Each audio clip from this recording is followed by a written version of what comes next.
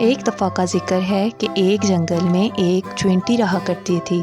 ایک دن اس چونٹی کو بہت زیادہ بھوک لگی تو وہ اپنے کھانے کی تلاش کے لیے جنگل میں چلنے لگی۔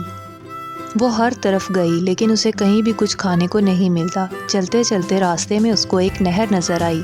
اس نے سوچا کیوں نہ نہر میں جا کر دیکھا جائے، شاید کچھ کھانے کے لیے مل جائے، لیکن چونٹی کو بہت زیادہ ڈر لگ رہا تھا کہ کہیں وہ نہر میں ڈوب کر مر ہی نہ جائے۔ لیکن اس نے تھوڑی ہمت کی اور نہر کے کنارے چلنے لگی تاکہ کچھ ڈھونڈ سکے اور کھا سکے اور اپنے گھر اپنے بچوں کے لیے کھانا لے کے جا سکے۔ چلتے چلتے اچانک ہی چونٹی کا پاؤں پھسلا اور وہ نہر میں گر گئی۔ نہر کا پانی بہت زیادہ تیز تھا، وہ چونٹی کو بہا کر دور سے دور لیتا جا رہا تھا۔ چونٹی بہت زیادہ چیخیں مار رہی تھی اور مدد کے لیے بلا رہی تھی کہ کوئی مجھے بچاؤ، کوئی میری مدد کرو۔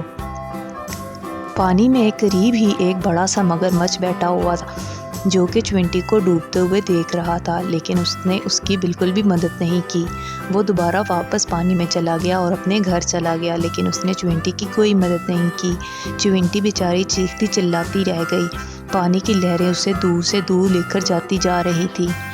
تھوڑی ہی دیر رہ گئی تھی کہ چونٹی ڈوب جاتی کہ اچانک ایک فاختہ کو چونٹی نظر آئی۔ فاختہ نے سوچا کیوں نہ میں آج چونٹی کی مدد کر دوں اور اس کی جان بچا دوں۔ فاختہ جلدی سے اڑی اور ایک درخت پر جا کر درخت کا ایک بڑا سا پتا توڑا اور اس کو پانی میں گرا دیا۔ چونٹی نے جب پتے کو دیکھا تو وہ فوراً پتے کے اوپر چڑھ کر بیٹھ گئی اور آہستہ آہستہ تیرتی ہوئی پانی سے باہر آ گئی، اور باہر آ کر اس نے فاختہ کا بہت زیادہ شکریہ ادا کیا۔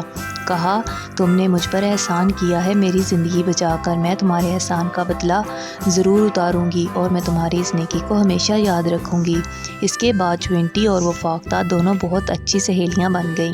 اسی طرح بہت سے دن گزر گئے۔ ایک دن چونٹی دوبارہ اپنے لیے کھانا ڈھونڈ رہی تھی کہ اس نے دیکھا کہ جنگل میں ایک بہت بڑا شکاری آیا ہوا ہے جس کے پاس ایک بہت بڑی گن ہے اور وہ گن لے کر کسی پرندے کا شکار کرنا چاہتا تھا۔ شکاری ادھر ادھر دیکھ رہا تھا کہ اچانک اس کو وہی فاختہ نظر آئی جس نے چونٹی کی مدد کی تھی۔ وہ فاختہ درخت پر لیٹی آرام کر رہی تھی۔ اس کو کسی بات کی کوئی فکر نہیں تھی کیونکہ اس کو پتہ ہی نہیں تھا کہ جنگل میں ایک شکاری ہے جو کہ نشانہ لگائے اس کا شکار کرنے کی تیاری کر رہا تھا۔ لیکن چونٹی نے یہ سب کچھ دیکھ لیا۔ اس نے سوچا فاختہ نے میری مدد کی، میری جان بچائی تھی، آج میری باری ہے کہ میں فاختہ کی مدد کروں۔ تو چونٹی تیزی سے شکاری کی طرف جانے لگی۔ جب وہ شکاری کے پاس پہنچی، شکاری اپنا نشانہ لگائے بیٹھا ہوا تھا تاکہ فاختہ کو گن کی گولی کے ساتھ مار دے اور اپنے ساتھ لے جائے۔